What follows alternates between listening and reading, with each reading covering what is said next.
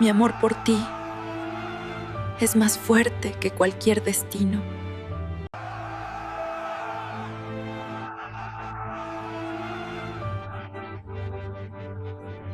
Nadie supo jamás por qué el conde destruyó cada retrato de su difunta esposa la misma noche en que llegó ella al castillo. Las criadas encontraron los marcos vacíos, el lienzo rasgado con violencia, y una única carta sin firmar sobre la chimenea que decía: «Perdóname por haberte amado cuando ya era tarde». Pero, ¿quién escribió esa carta? ¿Y por qué el hombre más poderoso de la región parecía aterrado cada vez que alguien pronunciaba el nombre de la joven campesina que ahora vivía bajo su techo? Bienvenido a Corazón. Asegúrate de suscribirte al canal, porque aquí encontrarás historias que te harán latir el corazón, te dejarán sin aliento, y te mantendrán al borde del asiento. Así que suscríbete ahora y vamos al video. El carruaje se detuvo frente a las puertas del castillo Valmont justo cuando el crepúsculo teñía de púrpura las colinas. Elena bajó con torpeza, aferrando su único baúl de madera carcomida. El viento de octubre arrastraba hojas secas que crujían bajo sus botas gastadas. Nadie salió a recibirla.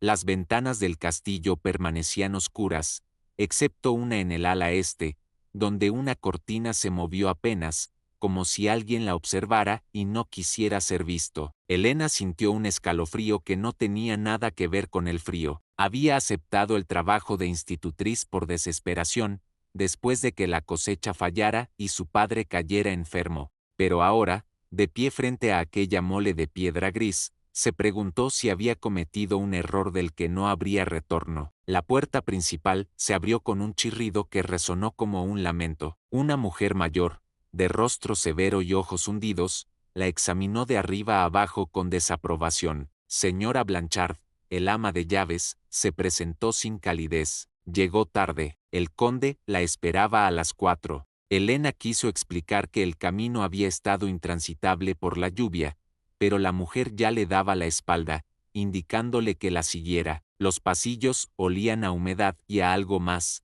algo indefinible que Elena no supo identificar. Las paredes estaban cubiertas de tapices antiguos que representaban escenas de caza, pero en muchos lugares había rectángulos más claros, como si hubieran quitado cuadros recientemente.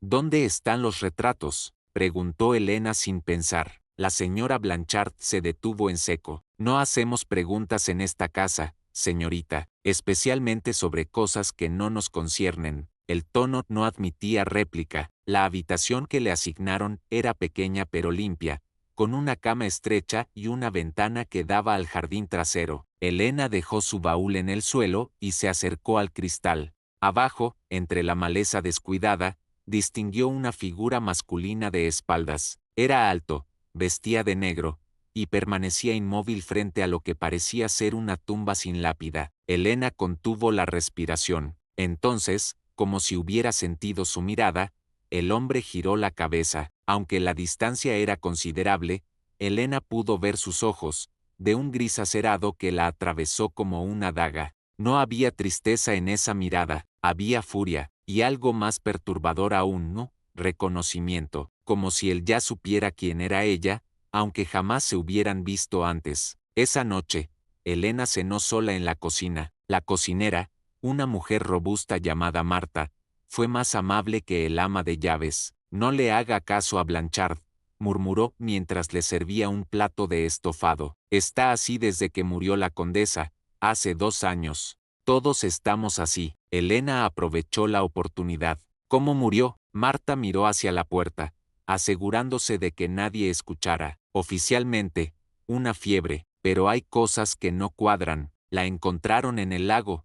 ¿Sabe? Dijeron que había ido a caminar y se desmayó, cayó al agua. Pero la condesa jamás salía sola de noche, y llevaba puesto su vestido de baile, como si fuera a una fiesta». Elena sintió un nudo en el estómago. «¿Creen que fue?». No se atrevió a terminar la pregunta. Marta negó con la cabeza. «No sé qué creer». Pero desde entonces, el conde no es el mismo. Despidió a casi todos los sirvientes, quemó cartas, destruyó retratos, y hay noches en que lo escucho gritar en su habitación, como si discutiera con alguien que no está. Si este inicio ya te hizo sentir que algo no encaja, suscríbete ahora. Lo que sigue revela capas que pocos están preparados para enfrentar. A la mañana siguiente, Elena conoció a su pupila. Lucille tenía 8 años, cabello rubio y ojos enormes que parecían guardar secretos demasiado pesados para su edad. No habló durante toda la primera lección. Se limitaba a mirar a Elena con una intensidad desconcertante,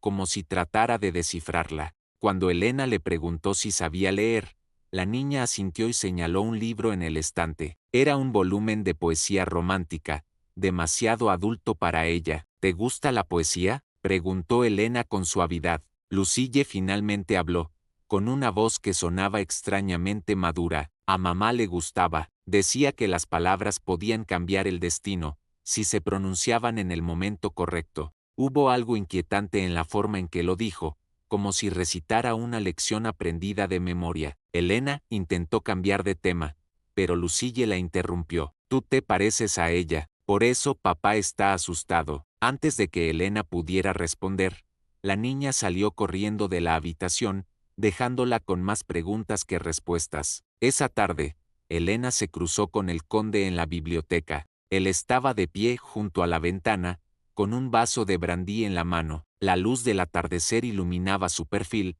mandíbula cuadrada, cabello oscuro con algunas hebras grises en las sienes, y esa misma mirada tormentosa que Elena había visto desde su ventana. Señorita Montero, dijo él sin volverse, como si supiera que ella estaba allí. Espero que encuentre todo a su gusto. Su voz era profunda, controlada, pero con un temblor casi imperceptible. Elena hizo una reverencia, aunque él no la miraba. Sí, señor conde, gracias por la oportunidad. Entonces él se giró, y sus ojos se encontraron. Elena sintió que el aire abandonaba sus pulmones, no por su atractivo, aunque era innegable, sino por la intensidad de su escrutinio. La observaba como si buscara algo específico, algo que lo aterrara encontrar. Dice la señora Blanchard que hizo preguntas sobre los retratos. El tono era neutral, pero había peligro en sus palabras. Elena tragó saliva. Le pido disculpas. Fue una impertinencia. El conde dio un paso hacia ella. Hay cosas en esta casa que es mejor no saber,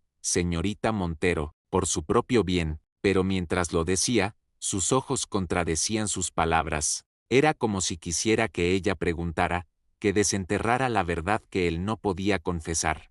Pasaron 3 días antes de que Elena encontrara el medallón. Estaba limpiando el aula cuando un libro cayó del estante superior, arrastrando consigo un objeto que había estado escondido detrás. Era un guardapelo de oro, delicadamente grabado con iniciales entrelazadas, A, V. Elena lo abrió con cuidado. Dentro había 2 miniaturas.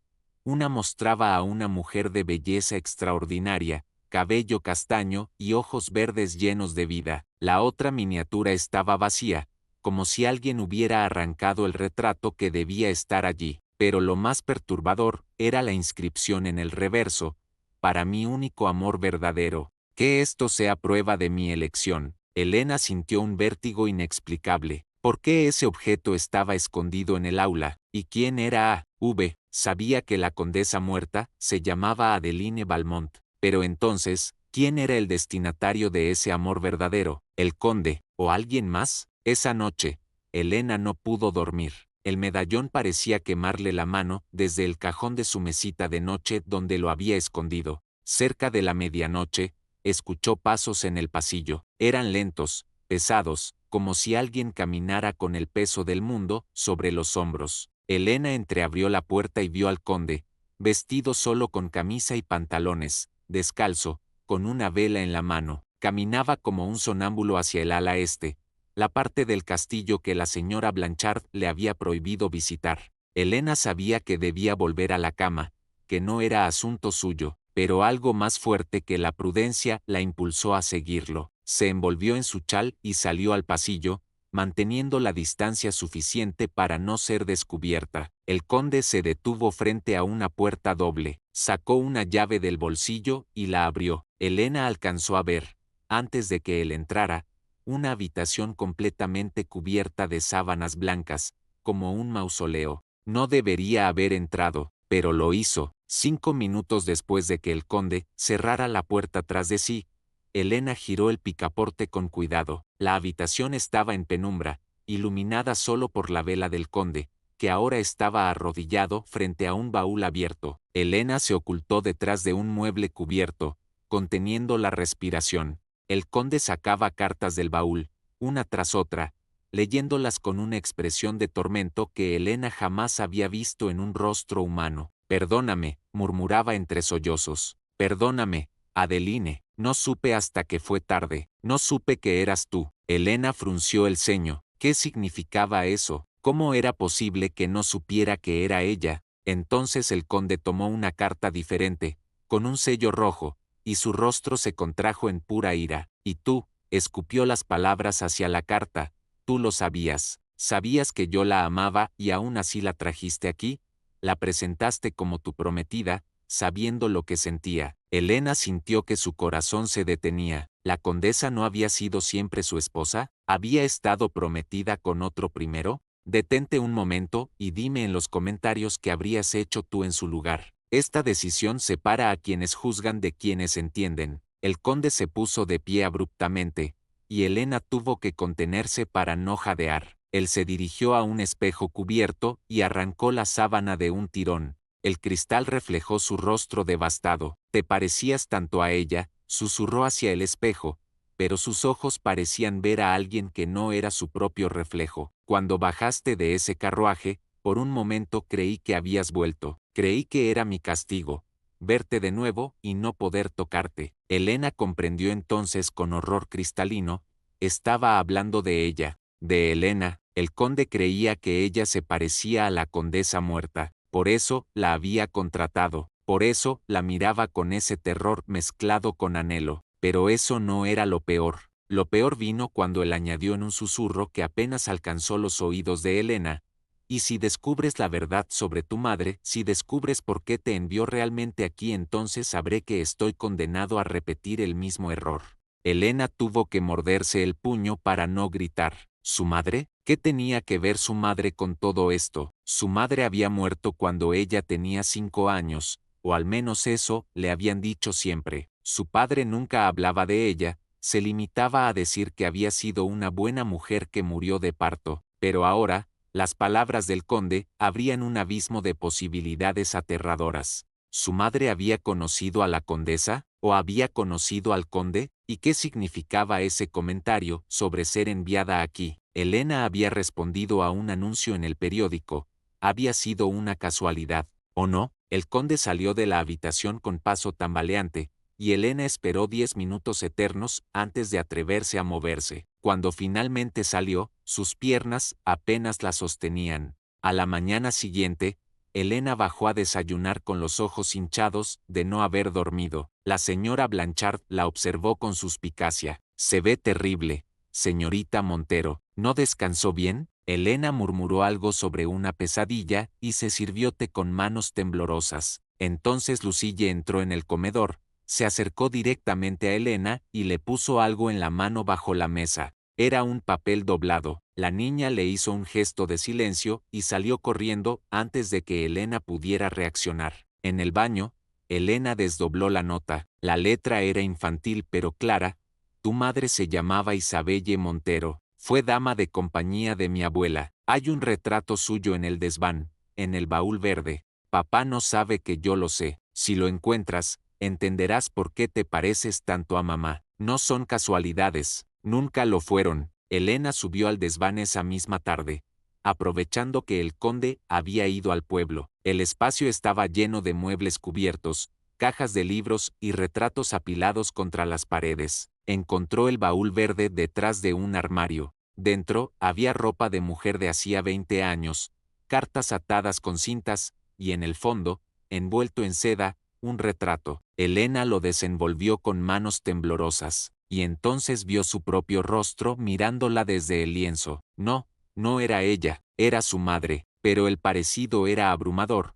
Los mismos ojos oscuros, la misma curva de los labios, incluso el lunar junto a la ceja izquierda, y junto a su madre, en el retrato doble, había otra mujer joven, hermosa, elegante, con cabello castaño y ojos verdes. Una mujer que Elena reconoció inmediatamente del medallón. Adeline Valmont, la condesa muerta. Pero la inscripción al pie del retrato decía algo que heló la sangre de Elena, Isabelle y Adeline, hermanas del alma, juntas para siempre. 1805. El retrato cayó de las manos de Elena, hermanas del alma, no hermanas de sangre, pero el término sugería un vínculo profundo, casi familiar. Si su madre había sido tan cercana a Adeline, ¿por qué su padre nunca lo mencionó? ¿Por qué borrar toda conexión con la familia Valmont? Elena siguió revisando el baúl con manos frenéticas. Había docenas de cartas, todas escritas por Adeline a Isabelle,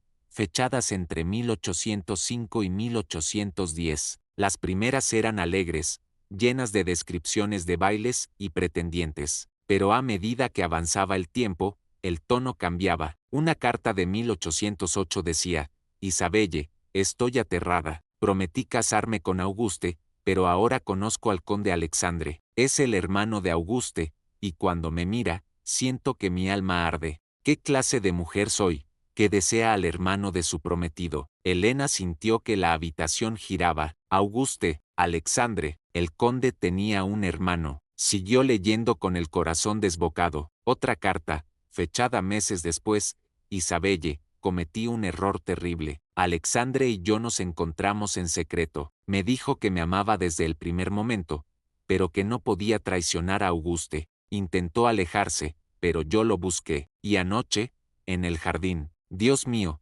Isabelle, nos entregamos el uno al otro. Si Auguste se entera, me repudiará. Si mi padre lo descubre, me desheredará. Pero no puedo arrepentirme de algo que se sintió tan correcto. Elena tuvo que detenerse para respirar. La condesa había amado al conde Alexandre antes de casarse. Pero entonces, ¿con quién se casó? ¿Con Auguste o con Alexandre? Y más importante aún, ¿dónde estaba Auguste ahora? La siguiente carta, con fecha de 1809, respondía parte de esas preguntas. Isabelle, huyó. Auguste descubrió lo nuestro. Amenazó con matar a Alexandre si no me casaba con él. Dijo que podía perdonar mi indiscreción si me convertía en su esposa y borraba todo rastro de lo que sentía por su hermano. Acepté para salvar la vida de Alexandre, pero en la noche de bodas, Auguste fue brutal. Me dijo que cada vez que me tocara, me recordaría que pertenezco a un hombre al que no amo. Muy pocos conocen lo que realmente se esconde detrás de esto. Suscríbete, porque aquí se cuenta la parte de la historia que casi nadie se atreve a decir.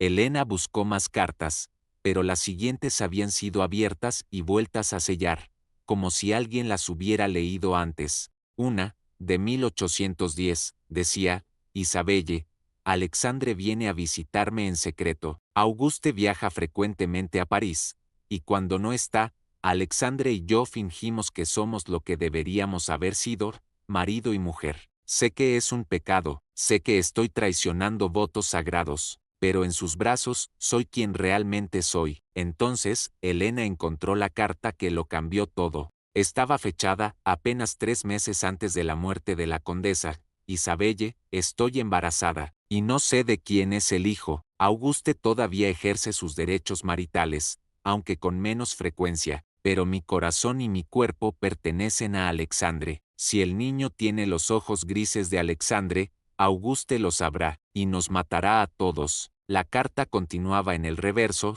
he tomado una decisión. Le diré a Auguste que el niño es suyo, y me alejaré de Alexandre para siempre. Es el único modo de protegerlo. Si muero en el parto, al menos moriré sabiendo que salvé al hombre que amo. Pero Adeline no murió en el parto, murió 2 años después, ahogada en el lago, y tuvo una hija, Lucille. Elena bajó del desván en trance. Su mente conectaba piezas de un rompecabezas horrible. Si Adeline había estado casada con Auguste pero amaba a Alexandre, y si Lucille era hija de esa relación, entonces, ¿dónde estaba Auguste ahora? ¿Por qué Alexandre era el conde, el que criaba a Lucille, el que vivía en este castillo? Elena fue directamente a buscar a la señora Blanchard. La encontró en la cocina, supervisando la cena. Señora Blanchard, necesito preguntarle algo y necesito que sea honesta conmigo. El ama de llaves la miró con recelo. No estoy aquí para responder preguntas. Elena no retrocedió. El conde Alexandre tuvo un hermano llamado Auguste. ¿Qué le pasó? El rostro de la señora Blanchard se puso blanco.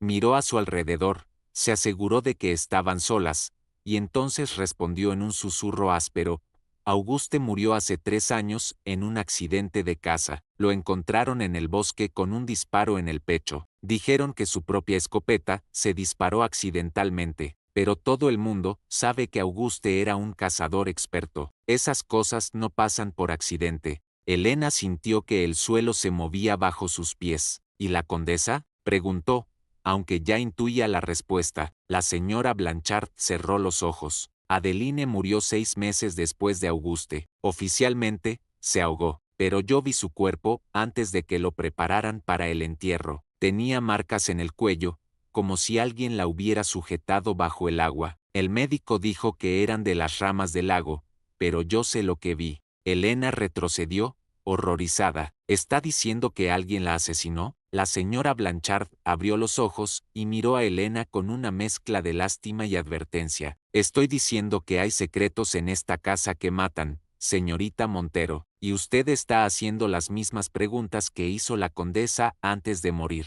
Si es inteligente, se irá mañana mismo, porque su rostro, ese rostro que es idéntico al de su madre Isabelle, le recuerda al conde todo lo que perdió, y los hombres desesperados hacen cosas desesperadas. Esa noche, Elena hizo su maleta. No podía quedarse. Había demasiadas sombras, demasiadas muertes sin resolver, demasiadas miradas del conde que la hacían sentir como si estuviera caminando sobre el filo de un cuchillo. Pero cuando estaba a punto de cerrar el baúl, alguien tocó a su puerta. Era Lucille, en camisón, con lágrimas en los ojos. No te vayas, suplicó. Eres la única persona que me mira como si fuera una niña de verdad, no como un recordatorio de algo terrible. Elena se arrodilló frente a ella. Lucille, no es seguro que me quede. La niña negó con la cabeza. Papá no te haría daño. Él no mató a mamá. Fue Auguste, yo lo vi. Elena se quedó helada. ¿Qué? Lucille sollozaba ahora sin control. La noche que mamá murió,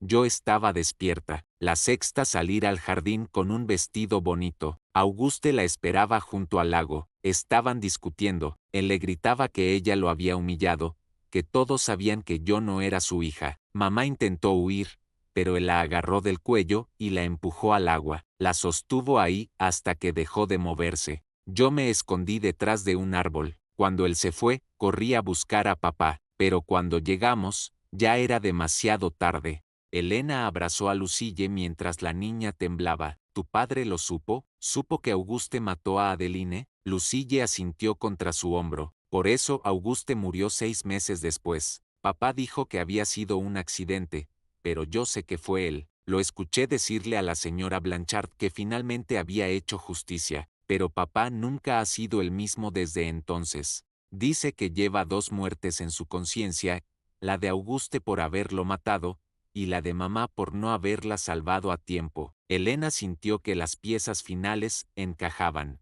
Alexandre no era un asesino por naturaleza, era un hombre destrozado que había vengado a la mujer que amaba, pero esa venganza lo había convertido en lo que más temía, alguien capaz de matar. Y ahora, cada vez que miraba a Elena, veía el rostro de Isabelle, la mejor amiga de Adeline, y probablemente veía también todo lo que pudo haber sido diferente si el destino hubiera sido más amable. A la mañana siguiente, Elena no huyó, bajó a desayunar y encontró al conde en el comedor, con ojeras profundas y la misma expresión atormentada de siempre. Él levantó la vista cuando ella entró, y por un momento, ninguno de los dos habló. Finalmente, Alexandre rompió el silencio. Sé que ha estado investigando. Sé que encontró las cartas de Adeline a su madre. Elena no lo negó. ¿Por qué me contrató realmente?, preguntó con voz firme. El conde dejó su taza de café con manos temblorosas. Porque cuando vi su nombre en la solicitud,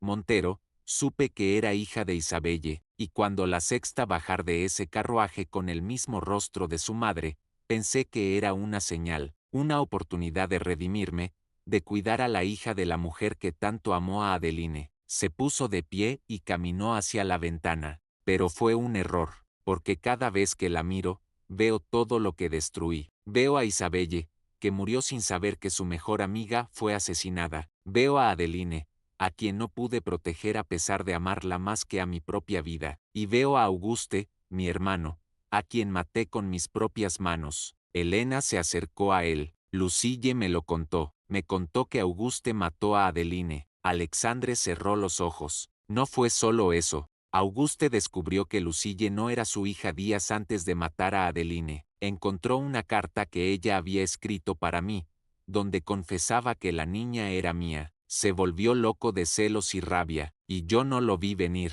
Estaba tan concentrado en mantener las apariencias, en fingir que éramos hermanos cordiales, que no noté las señales. Su voz se quebró. La noche que Adeline murió, yo estaba en París. Había ido a buscar una forma legal de anular el matrimonio de ella con Auguste, aunque sabía que era imposible. Cuando regresé y encontré su cuerpo, supe inmediatamente que Auguste había sido. La forma en que él me miraba, esa mezcla de triunfo y locura, me lo confirmó, pero no podía probar nada. Así que esperé 6 meses, hasta que él bajó la guardia, y entonces, durante una cacería, me aseguré de que su escopeta se disparara en la dirección correcta. Si este final te dejó en silencio, escríbelos en ti en los comentarios. Esta comunidad no pasa por alto historias que marcan para siempre. Helena sintió lágrimas en sus propios ojos. ¿Y ahora qué? ¿Vive con la culpa de haberlo matado? Alexandre se giró hacia ella, y en sus ojos grises había una desesperación tan profunda que Helena sintió que podía ahogarse en ella. Vivo con la culpa de no haberla salvado. Auguste merecía morir, pero Adeline no merecía sufrir ni un solo día con ese monstruo, y yo la condené a ese matrimonio porque fui demasiado cobarde para enfrentarme a mi hermano cuando ella todavía estaba libre. Cuando me confesó que me amaba, antes de comprometerse con él, le dije que era imposible, que el honor familiar exigía que se casara con el hermano mayor. ¿Entiende? Yo la empujé a los brazos de su asesino porque valoré el honor por encima del amor.